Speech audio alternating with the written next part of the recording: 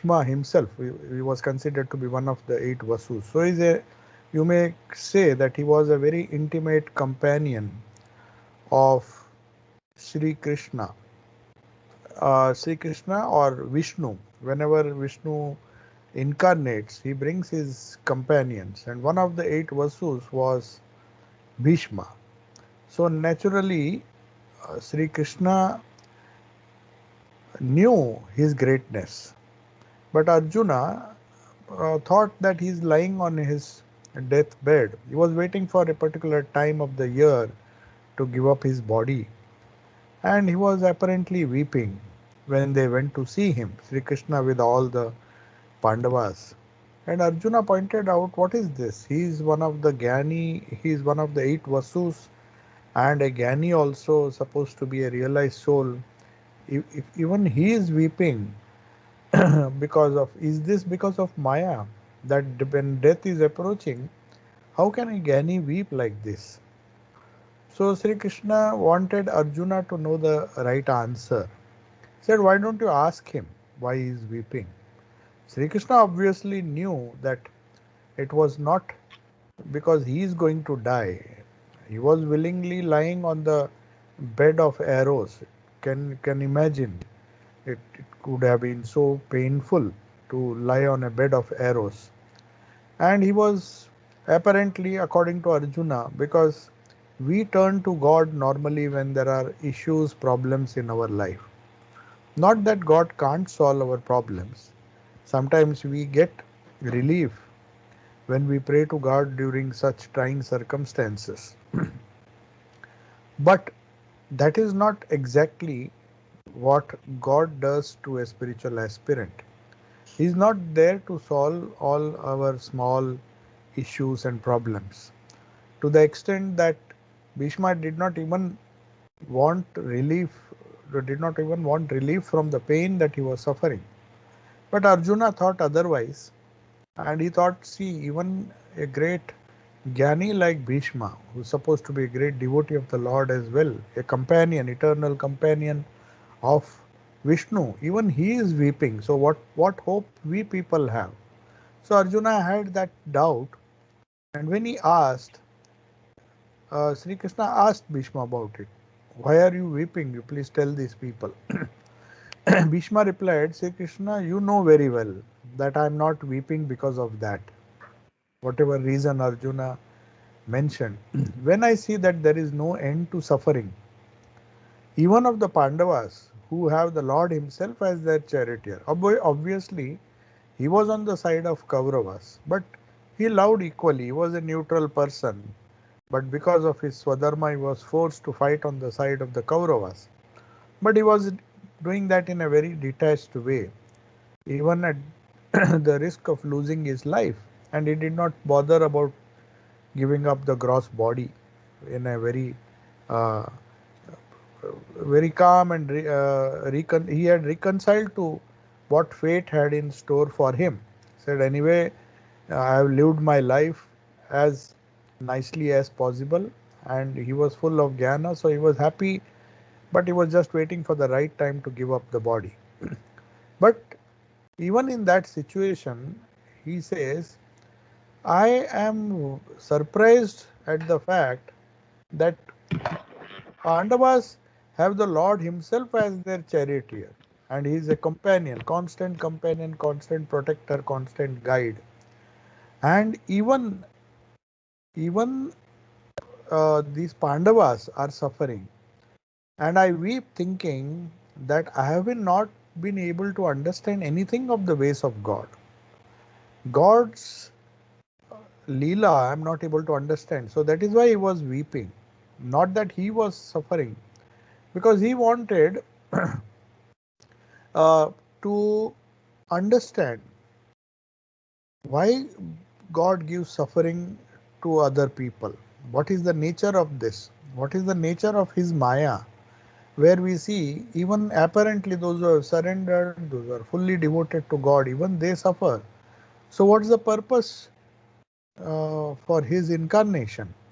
So, that was a bit of a problem, or maybe bit of it, that was the question in his mind, and he could not understand or figure out why these Pandavas, right from day one, with the Lord with them physically, not just they were not just praying to the Lord 24 hours, practically he was with them in war. In the midst of war, he was a charioteer, even guiding Arjuna how to fight the war, and he was there to support on the battlefield. But still, there was no end to their suffering. So, this is a question which most of the devotees ask. Why is there so much suffering if we are devoted to God? Now, the answer is, of course, the answer uh, given in Vedanta is that God incarnates to deliver a person, to give him freedom. That is the main purpose of the Lord, to take us out of this cycle of life and birth and death, not to just do some patchwork. If he showers his grace upon somebody, he sees to it that the devotee or the spiritual aspirant is never born again, because no matter how much he removes the suffering, some other suffering because of the karma and because of so many other factors, something else will be there. You do some patchwork, you do some operation, and then some other part of the body suffers. So there is no end in the no end in sight in as far as the gross suffering is concerned. So also with mental suffering, so many issues. It's not that they suffered only physically; they suffered a lot mentally. The Pandavas, even that they had to undergo.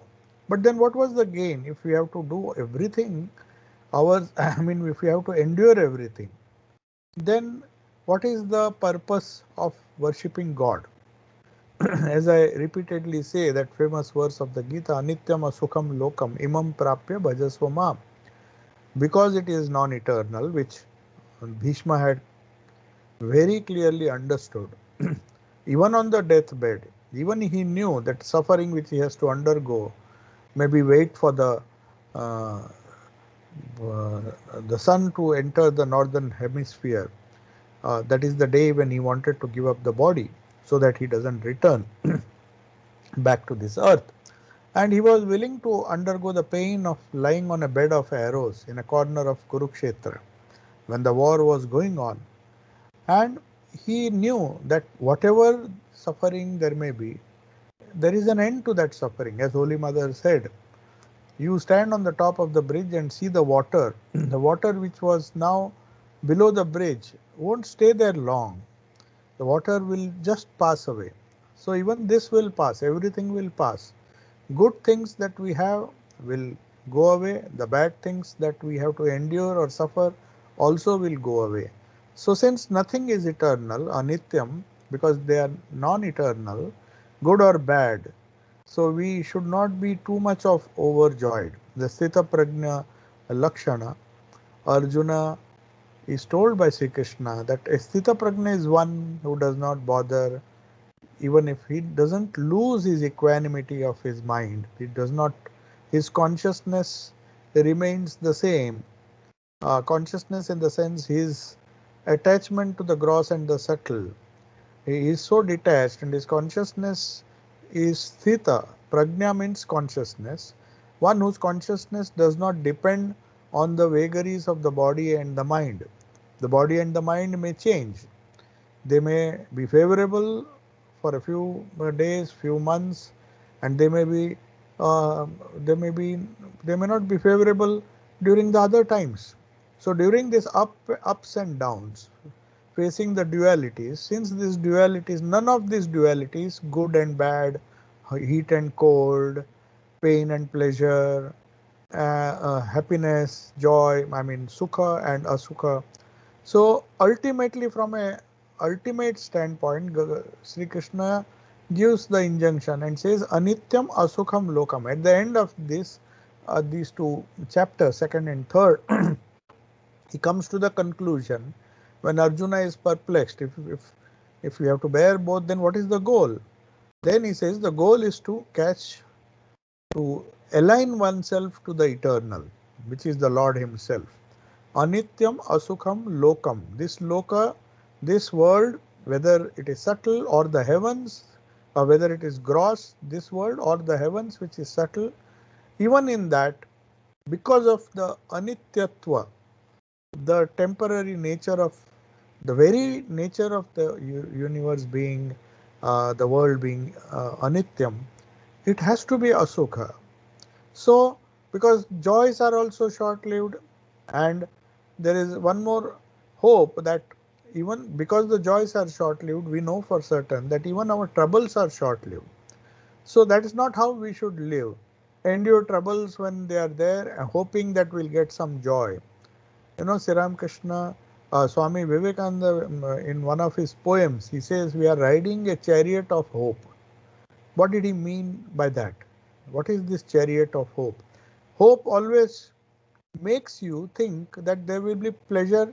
Pleasure is just around you, and sooner or later you will get that pleasure. And you endure pain with the hope that you will get some joy. No doubt you get some joy after some time, after a lot of pains probably, and then again it goes away because of its transient nature, and then again you hope. So you are riding a chariot of hope. That is how Swamiji says, and he says we have to stop riding the chariot of hope. Not that we should be hopeless in that sense, that we should give up hope, but we are made to, we should not expect that things will go this way or that way.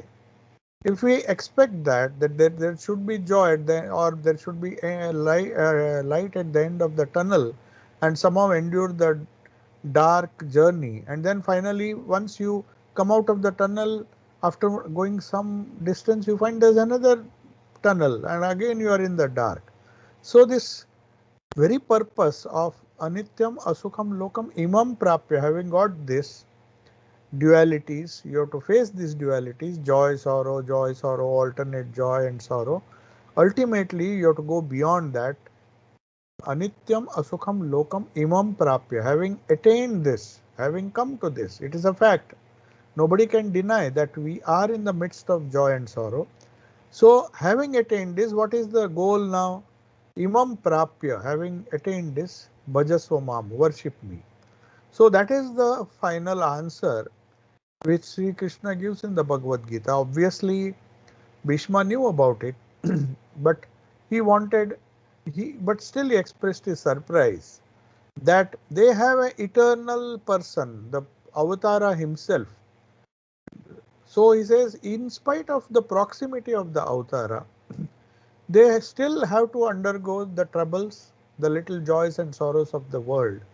So what is the purpose? The answer given by Sri Krishna is, the answer is that though Arjuna is near to me, he has to undergo this just for the sake of understanding the fact that these joys or these sorrows, whatever it is, they are not eternal, and because they are not eternal, they are asukha, and because of this asukham, then we have to worship the Lord. You have to completely surrender to the Lord. That is the idea behind this dialogue, and that is the sense in which Krishna asked. Krishna knew that Bhishma's devotion to say Krishna would not wane or would not be less just because, but still he was a bit curious to know that in spite of being in constant companionship with the Lord himself, the eternal, why are they not suffering? Why are they suffering so much?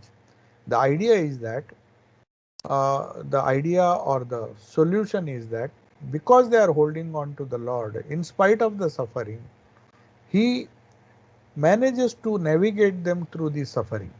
He does not promise, because if it is otherwise, he would have said, he would not have used the word asukham. If everything would have been fine by worshipping the Lord, that is what most of us do. We want God in our life so that there are no troubles. But it is wishful thinking. If Pandavas could not get that favor, but then what is the use of, if I'm anyway going to get trouble, whether I worship the Lord or not? Somebody may argue, then why should I worship the Lord and waste my time? The answer is that He helps you to navigate the troubled portion, or even in joy doesn't allow you to be carried away by the joys of the world.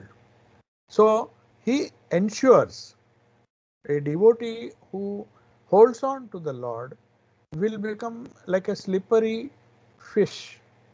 You know, he's like a fish which will never get caught in the net, or even if the fisherman tries to hold it, it just slips out of his hand. So that is what happens when the grace of the Lord is there. The person will never get bound. Neither he will be bound by the joys of the world. Bondage can be due to two reasons. In fact, sometimes pain helps you to get rid of bondage. As Swamiji said, there was so much of pain in his early part of his life that his devotion to God increased after that. But very often, it is apparently very contradictory that pleasure has a tendency to make us go away from the Lord, which Kunti did not want. See, in the Mahabharata, just like Bhishma, Kunti also was asked, said, there is so much of suffering in your life, in your children's life, and you have never enjoyed the joy of life, the worldly joy that people get. You are a queen and still you are not able to enjoy. You will spend your time, your husband died and the children were sent to forest and there was this war. So throughout there was trouble and yet you hold on to Krishna. So then she says famously, she says that I just ask God, I don't ask him for removing my pain or the troubles that he is giving me, because of these troubles I hold on to him with a much firmer grip. But had he given me the pleasures, then perhaps in that moment of joy I would have forgotten that it is the Lord who has given me this joy. So to be equal in pain and pleasure, not be carried away by the pleasure and not just slip away, that is what the Lord helps you to do. Even when there is pleasure, when there is an apparent idea that you will get pleasure by doing this, the Lord warns you and tells you, guides you, the inner voice. The Lord does not come and speak to you, but the inner voice tells you that be careful, don't be bound. You will lead. Now it is very tempting. The Shreya has come to you. Prayer has come to you. Shreya and prayers. Prayers comes to you as in the form of pleasure, in the form of goodness, not goodness, some kind of joy, little gross joy, or a subtle kind of joy. But if you get caught, then it is equally dangerous, and there's more chance that one gets caught in these gross joys than in, because you don't get attached to the pains that you suffer. You somehow want to get rid of that pain, and then you call upon the God. So Kunti was very wise when she said, no, I don't want to want pleasure in life, because that perhaps I know my nature, I will forget you. And I just don't want either the pleasure or the pain. But pain is more welcome because of that, or because of the trouble and sorrow. At least I constantly remember you, and that way I will be freed from the cycle of life and death. So this is a very important thing to understand, and Sri Ramakrishna is telling the devotees the reason why we should worship God, because it is anitya, because it is asukha, imam prapya bhajasvamam. So that is the injunction of the Lord. And Sri Ramakrishna, through the character of Bhishma. Now Bhishma is asking this question, he perhaps knows the answer, but perhaps it was an occasion for Sri Krishna to tell Arjuna, you see, this is what Bhishma is crying for. I mean, he is crying because he doesn't understand this Leela, not that he is bound, he is a free person. Now, the next topic, I mean, it continues. The heading given is in the joy of devotional singing with devotees. Now, the evening worship begins in the Samaj building. It's about 8:30. After 4 or 5 dandas, the moon lights up. Dandas is uh, it is the whole day, and 24 hours of a day and night are divided into 60 dandas. It's a time measure. So Vedic astrology was, just as we say 24 hours, 24 hours of a day and as well as night are divided into 60 dandas. So that is how the Indian time calculation. So after 4 or 5 dandas, the moon lights up the night. The trees and the leaves of the creepers in the garden seem to float in the clear autumnal moonbeams. In the meantime, devotional singing, that is Kirtan, has begun in the prayer hall. Now, Kirtan was normally accompanied by dancing, singing, and other things. Sri Ramakrishna is also dancing, intoxicated with love for God. The Brahmo devotees holding drums and cymbals dance around him. Everyone is intoxicated in bhava as if having the vision of God. The sound of God's name rises to a crescendo. Villagers all around listen, their minds full of gratitude to Veni Madhav. That is, his garden house was the place where this divine drama play was going on. The devotee owner of the garden. At the end of the kirtan, Sri Ramakrishna prostrates on the ground to salute Mother of the Universe.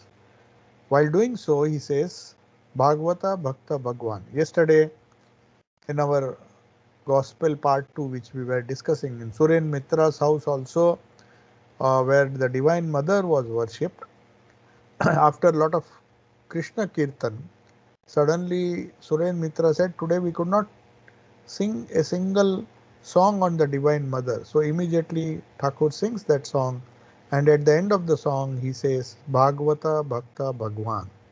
Salutations at the feet of the Gyanis, salutations at the feet of devotees, salutations at the feet of the devotees of God with form, salutations at the feet of the devotees of God without form, and salutations at the feet of the knowers of Brahman of the old, salutations at the feet of the knowers of Brahman of today's Brahmo Samaj. So, when he referred to Brahma Gyani or Gyanis, he referred to Brahmos who considered themselves to be following the path of knowledge because they worshipped the formless God. Though they believed in certain qualities like grace, compassion, universal love, which was rather peculiar, but still they believed in that, and they said we don't need a for God with form. So they believed. So they were, when Sri Ramakrishna refers to Gyanis, he is referring to these Brahmos. So the knowers of Brahman, they may not know Brahman literally, but Brahmo has come from the word Brahman. That is why they are Brahmos. He used to call them Brahmagyanis, not in the sense of Vedantic Brahmagyana, which is intuitive spiritual knowledge. So anyway, he says whoever may be worshipping the Lord in different ways, those who worship the the knowers of Brahman of the old, the Upanishadic rishis, the devotees of God, the bhaktas, all the bhaktas, the Bhagavata and the Bhagwan, they are one. The God which is described in the Bhagavata is Bhagavan. Those who worship a personal God, the exploits of Vishnu, if they are described in the Bhagavata, the Bhagwan's exploits are described in the Bhagavata, and the person who reads them, internalizes them, and gets a vision out of that, he gets an intuitive experience of what has been mentioned in the scriptures and realizes the truth that is contained therein. You will find that they all become one. Bhakta, Bhagavata and Bhagwan one. When Sri Ramakrishna said, if they are Gyanis, they will meditate on the Upanishads, the Upanishadic dictums, where a personal God, the exploits of a personal God are not there. They just discuss philosophy like the Brahmos and the others. They have their own conception of God. So Sri Ramakrishna says, I don't mind. I salute all of them who are sincere in their pursuit of knowing the reality or God. So in whichever way they worship, whether they worship the God with form, the bhaktas and the Gyanis, whether they belong to the old Vedantic tradition or the new tradition of the Brahmos, I offer salutations to all of them because if they are sincere, they will reach their goal. And because the Upanishadic dictum or the philosophy of the Brahmos or any other philosophy, if followed with sincerity, or any other religion for that matter, if followed with sincerity, then the scripture and the goal, when you say Bhagavan, it doesn't mean a Bhagavan with form. He can be without form. So in that way you worship the Lord. And as the Bible said, in the beginning was the Word was with God, and the Word was God. So that is what Jesus said in a different way, saying Bhakta Bhagwan, everything is one. Sri Ramakrishna just added Bhakta. The Word of God and God Himself are the same, they cannot be separated. Shabda and Artha, Pada and Artha. Pada means Shabda. So Padartha, when you refer to an object like a cow, the object is there and the meaning of that object is also there. It is implied. You can't say fire without knowing its properties. Fire means something to you. Maybe you may not know it fully, but whatever you know, you mean that. And when you say fire, it means the fire which is burning and the name which is there. So Nam and Nami are not different. So when you say Bhagavan, if he is the formless God, then you find the description in the Upanishads. If he is God with form, then you find the description in the Puranas. So whether you worship a personal Bhagavan who is full of six great qualities, Bhaga means they are the great qualities. So all these great qualities of Bhagavan are described in the Bhagavata. So Bhagavata is without Bhagavan, the idea of Bhagavan without the ideas contained in the Bhagavata are meaningless. So they are one, because it is because of the exploits or because of the descriptions given in the Upanishads, the Puranas, the Gita and all the other scriptures, the Lord has to be meditated upon using this, the information that is there, the knowledge that is there in the scriptures. So apart from the knowledge, the idea of God doesn't make sense. Just as apart from the properties of the fire, just saying fire doesn't mean anything. When you see the fire, when you see accept all its burning properties, the uses of fire, then only fire has some significance. So in that sense, Bhakta, Bhagavata and Bhagwan. So now Veni Madhav, Beni Madhav Pal, whose garden house this conversation is going on 28th October 1882, has at the end, as is very common, if delicious dishes are not there, but devotees normally don't come. Everywhere we see this phenomena, because after just spiritual food is not enough. People have a tendency to go down to the gross level.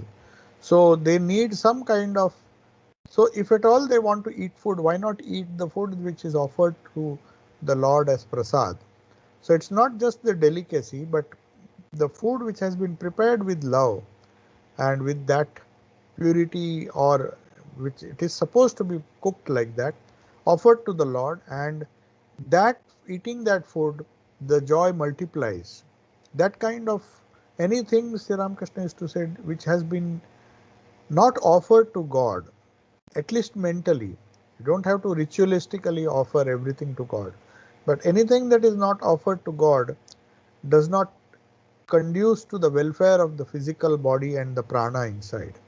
So naturally, when Beni Madhavpal has offered it to the Divine Mother or to whichever god they were worshipping, and their Ishta Devata, full of joy in their company. There's a lot of joy because along with the spiritual food which Sri Ramakrishna has given, they have got some wonderful prasad as well.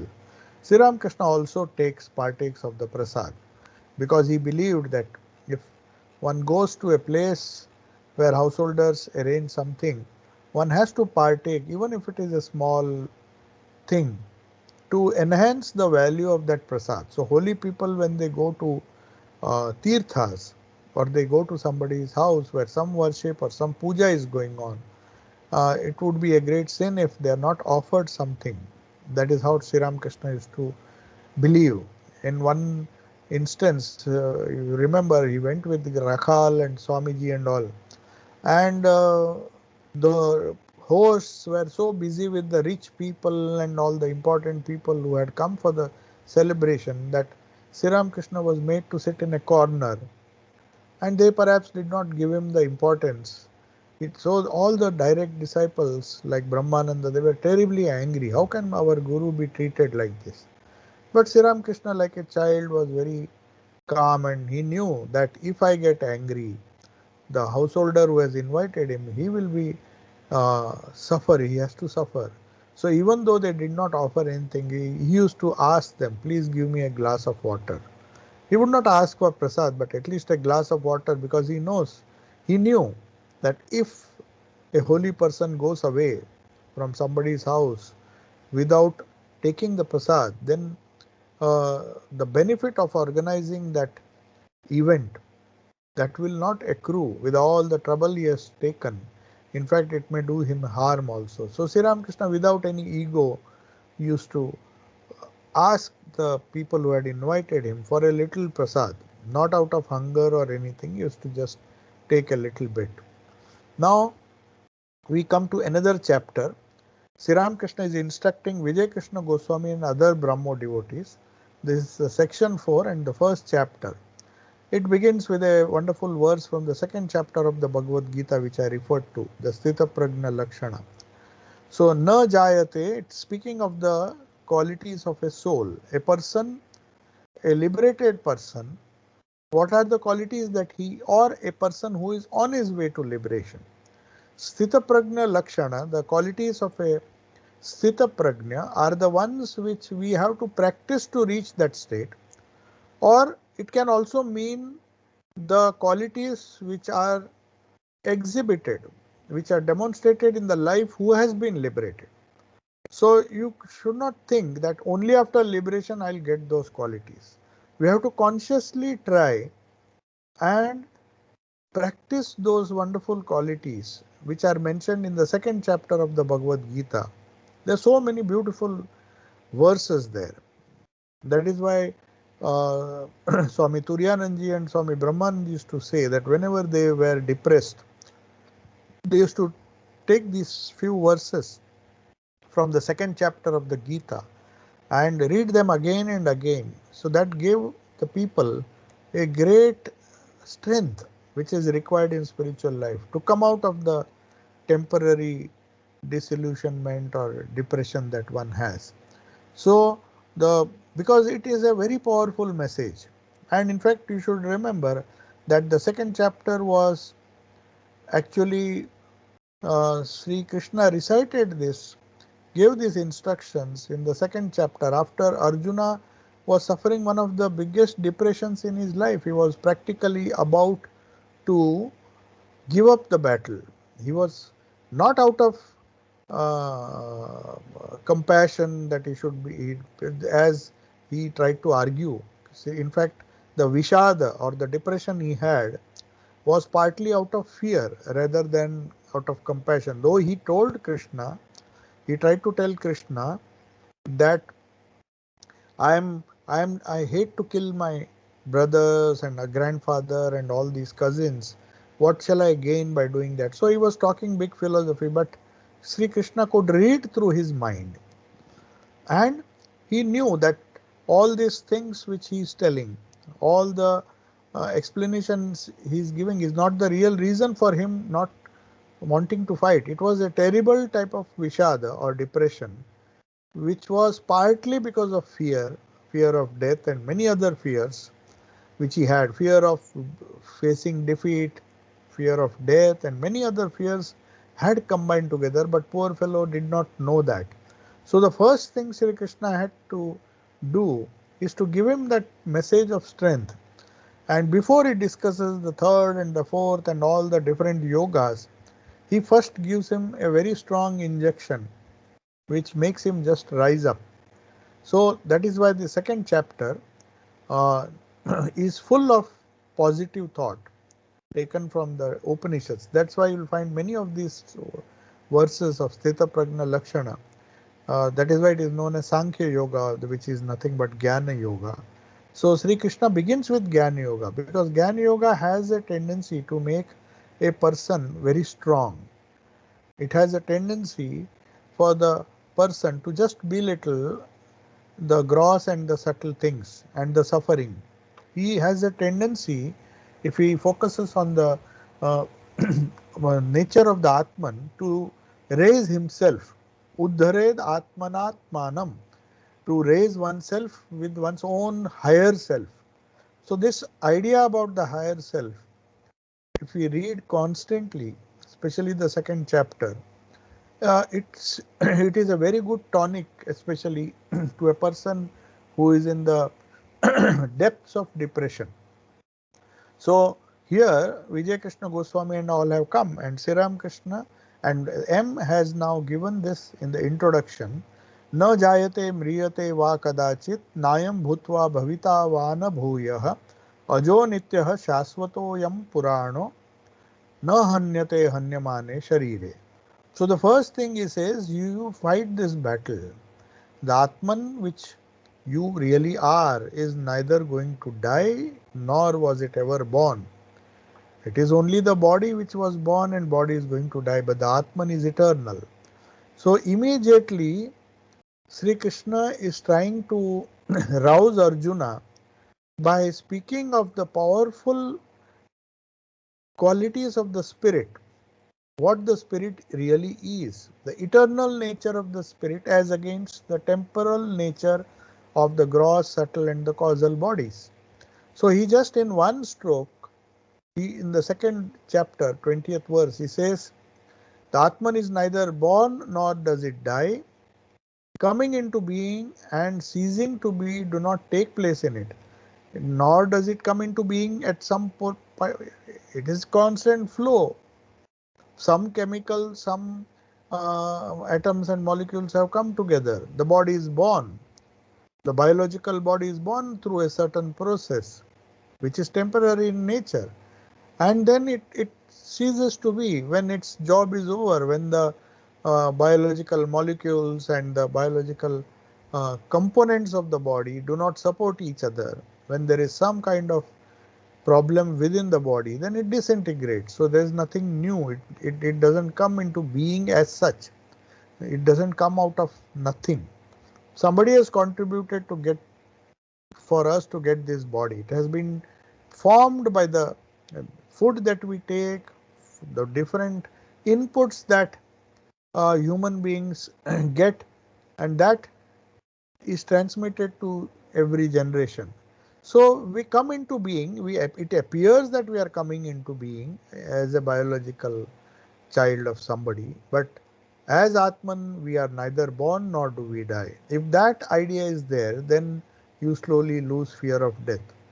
Because he is unborn, because he is eternal, the soul, constant and ancient, ajo nityaha, it is eternal, shaswata, it is constant, purano, it is ancient, it is not killed, na hanyate hanyamane sharire, when even when the body is killed, you cannot kill this Atman. That was the strength which the monk who, the Jain or the Buddhist or the Hindu monk uh, whom Alexander met. He was a wise man and he was sitting upon a rock.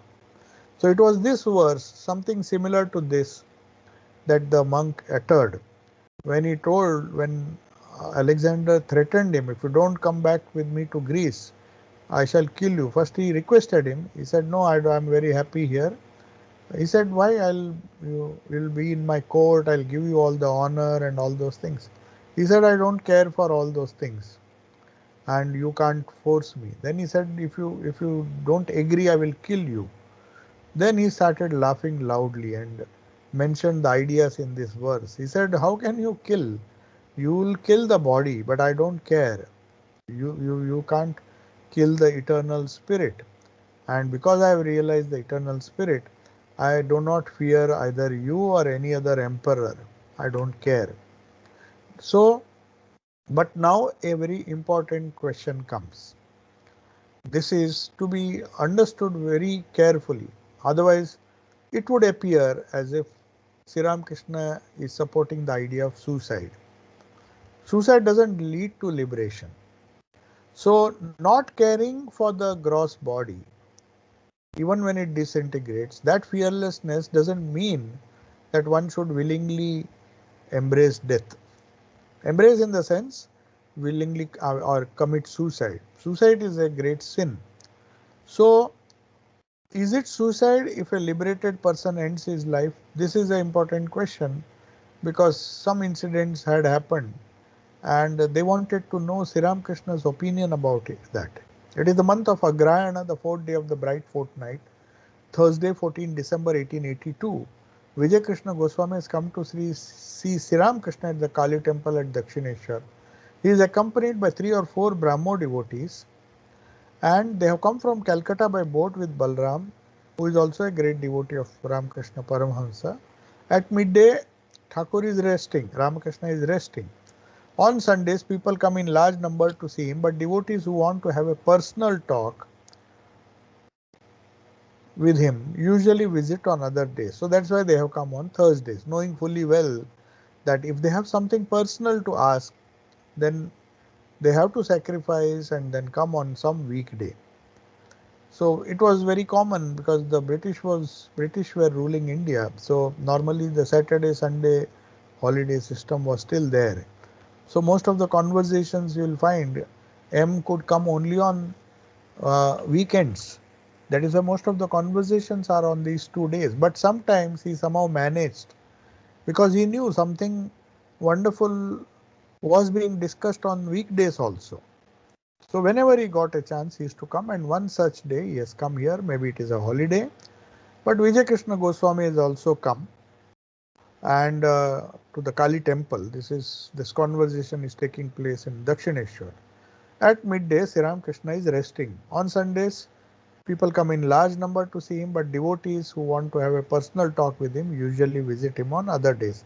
And we will find that Sri Ramakrishna also used to invite or ask some of the would-be monastic disciples to come on these weekdays so that he can intimately talk with them certain things which he would not normally discuss in front of householders. Not that he had different messages. The message was same, that is Kamini Kanchan Tyag, the giving up of worldliness or the worldliness. But when confronted with householder devotees, he would slightly tone it down a little bit so that they don't get disappointed. Whereas when on weekdays, when the householder disciples could not come because they were engaged in their earning money, but the younger boys, they somehow managed to come, he used to then fire them with the spirit of renunciation. This we have seen many times. That is why you don't see many conversations from the gospel which conduce to a monastic way of life. Many people think that gospel is the entire message. Unless we read the great master, unless we read the advice or the teachings and the life and message of the monastic disciples, a person who wants to lead a monastic life or at least something resembling a monastic life while in the world, he will not get much inspiration. Though gospel, Sri Ramakrishna never minced matters. When it comes to the essentials, he called a spade a spade. He didn't, just to make somebody happy, he would not talk an untruth. But of course, he would sugarcoat it and say that slowly these things you have to give up, because he knew these people can't give up all of a sudden. So that is the difference between the conversations that took place on weekends and the conversations that took place on the weekdays. So Sri Ramakrishna is sitting on his wooden cot. Vijay, Balram, M and some of other devotees sit on a mat facing the west, others on the bare floor in front of Thakur. So there were a few mats, but it was not enough to cover that whole floor, and being it was not, most of the people used to sit on directly on the floor if mats were not available. The Ganges is seen from the western door of the room. Its winter waters are calm and clear. Just beyond the door is the western semicircular veranda from where Swami Vivekananda first entered. There is a semicircular veranda on the western side which faces the river in Dakshineshwar if you have visited Sri Ramakrishna's room. Beyond it are the flower gardens and then the embankment. The flower gardens are still there, nicely maintained, and the embankment which was built, perhaps now it has been renovated, but it is still there. Along the western side of the embankment flows the holy Ganga, holy Ganges, the purifier of sins, as if joyfully washing the feet of the temple of the Lord. So, as it were, he is trying to give a beautiful picture that how beautiful the surroundings were.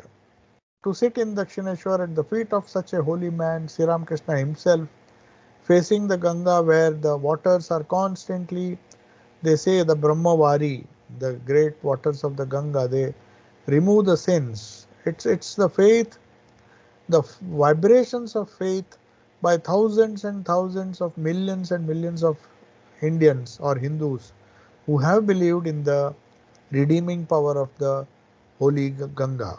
So even Thakur used to sip some water or some sprinkle the water before doing anything holy, because it was it is faith that gives this purity and holiness to the Ganges water. He used to say three things are uh, Brahman in gross form. One is the water of the Ganga, Brahmavari. Then he used to say the prasad of Mahaprasad, the rice prasad of Jagannath Mahaprabhu from Puri, which is now even today cooked in a special way, offered to the Lord. And then he used to say the Mati of Brindavan, where uh, the young boy Krishna and all the gopis, they they did their Leela, Ras Leela, for a very brief time before he left Brindavan permanently. He was hardly a young boy when he left Brindavan. And that holy land of Brindavan, that soil of that Brindavan is supposed to be so holy because the Lord sported with all these gopis, including Radha, who forgot their senses, as we discussed in the previous gospel class, that to understand even a speck of that love, all the ideas of the body and the mind have to be given up. Radha says in that song, that beautiful song, that the senses, all the senses, the eyes, the ears, everything has stopped functioning in that. So there is no question of any gross contact or gross enjoyment in that Ras Leela. But unfortunately, it is portrayed in such a gross way, this Ras Leela between Krishna, and there are so many Western people, or not only Western but modernized people, who do not understand the depth and significance of this eternal Madhura Bhava, or the love which Radha had for Krishna. There was nothing absolutely very clearly, the song says, yesterday we discussed in great detail. She says, what has happened to me? Thinking of Krishna, my eyes, ears, everything is as it were being shut off. And I find nothing. All the senses have been withdrawn from me. So only when one transcends the gross and gives up the world totally, even from the mind, then only one can understand the eternal attraction of the Jivatma to the Paramatma. Paramatma is Krishna, the 12-year-old boy. It's not his beauty or the flute and all those things as it has been described. They would have been the uh, they would have been the inspiration for this gopi, the wonderful sound of the flute. But then you should remember, Radha is herself telling, "Oh Krishna, please stop this flute." And whereas we try to picturize this beautiful flute, because for us, gross beauty, gross sound, the beautiful sound of the flute, we think it is also divine. But it is not the gross. She has gone beyond that. For her, the sound of the flute, he feels like pain. That is how we have to understand the true import of Radha. She says, it is only the desire to become one with the eternal. If it is there, then this great Ras Leela or Madhur Bhava, the the desire, sincere desire of the individual soul to become one with the universal soul of Krishna, that was manifest on that piece of land which is now known as Brindavan. That is why Sri Ramakrishna used to say, the smarty of Brindavan, the soil of Brindavan is like Brahman. It is Brahman in gross form. We can't understand the Brahman unless we go beyond the gross, beyond the subtle and the causal bodies. But if at all some symbolic representation has to be made of the gross, of the Brahman in the gross, then it is this Brindavan Mati or the soil of Brindavan, where the eternal was, the Jiva was in eternal relationship with the Shiva, that is Brahman. 24 hours, forgetting their bodies, forgetting their house, forgetting, they even forgot they had their husbands, they had their house, and they had their duties. When they heard the flute, they simply ran. So that shows the how the Brahman, the eternal nature of the Brahman attracts the eternal nature of the Jivatma. And if we understand that alone, we'll understand. So now, before we will not start this conversation, because I'll just read out. These are just in for 2 minutes. We'll finish, and then we'll, because it's a totally different chapter, and M is now trying to explain, because it is winter, all are dressed in warm clothes. Vijay had some colic trouble, so he is constantly taking medicine in a small glass bottle. He has to take the medicine at prescribed time. So in spite of all his pain and all, he has come. And then he gives a small description about who Vijay Krishna Goswami is. He is a salaried preacher in the Sadharan Brahmo Samaj and delivers sermons from the pulpits. That was their profession. So they had taken many ideas from Christian preaching, and also it was a mixture of various religions and sects. He now finds himself involved in different controversies with the Samaj, because as usual, when religion becomes organized, controversies come. It is, if the religion is restricted to our relationship with God through our spiritual sadhana, then it retains its purity. But here, unfortunately, Vijay Krishna Goswami, though he is deeply spiritual, he has to get involved in different controversies with the Samaj. They had a split recently, but he is not allowed the freedom to act on and express his independent views. This was, I think, just before he left, because he did not agree with many things and his independent views, and then there was a clash, and finally he had to separate. He feels helpless because he has accepted the assignment. So it is a kind of slavery. Freedom is such a valuable thing that a real spiritual aspirant gets suffocated. He doesn't want the least amount of bondage. No dictation. Why should anybody dictate how one should behave? So that is coming to the fore. Vijay Krishna Goswami is feeling suffocated. He has been given protection, given some duty, is even given a salary. But if he cannot express, people value some genuine spiritual people who are really free, who are not under the pressure of any worldly pressure, either of the family or of the boss and all those things. It is a wonderful life where they don't have, they like Thakur, he did not take employment. He said, if I have to look after the ornaments, I will not take up this job. But when Mathur said, you don't have to bother, you do puja as you like, then he said, okay, I will accept.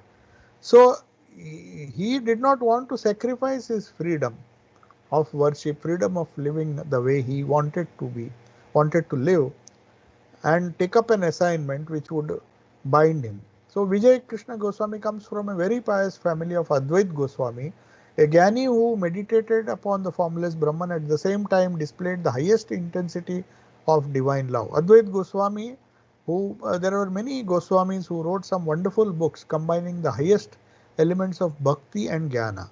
Mad with love for God, he used to dance with such fervor that he would lose outer consciousness, often dropping the cloth he was wearing. Vijay, having joined the Brahmo Samaj, meditates on the formless Parabrahman. He cannot dance with Kirtan. That is why it is suffocating him. He belongs to a family of devotees, but because he has joined Brahmo Samaj, because his job demands it, he cannot dance and worship a formal God with form. That's why he's coming to Thakur, because of this conflict. But the blood of the great devotee Advait Goswami flows through his veins, and the seeds of God's love lie ready to sprout within him. It is only a matter of time. That is why he has been charmed to see the state of Sri Ramakrishna's divine fervor. stemming from love of God, a rare state even among the gods. So this is a wonderful description given of Sri Ramakrishna by M. Just as a snake charmed by music continues to sit beside the snake charmer, Vijay is charmed by the divine words emanating from the holy lips of Sri Ramakrishna when he stays by his side. And when he dances like a child with love for God, Vijay also dances with him. He would not have dared to do it in his Brahmo Samaj, where he is himself preaching. But Sri Ramakrishna's love and Sri Ramakrishna's bhakti is so intoxicating that it converts everybody. Even the great Keshab Chandra Sen used to come and listen, though many of the things which Sri Ramakrishna said did not agree with the principles of Brahmo Samaj. So we will conclude now. We have just taken 5 minutes more. So if there are some questions we can take, or we can conclude for the day, because this description goes on, and then we will, the topic of committing suicide by one Vishnu, boy named Vishnu, who lived in Aryadaha, and he committed suicide by cutting his throat. So it's a very long topic. We should not misunderstand. So we have to understand in what context Sri Ramakrishna is giving this advice. So we will discuss it in the next class.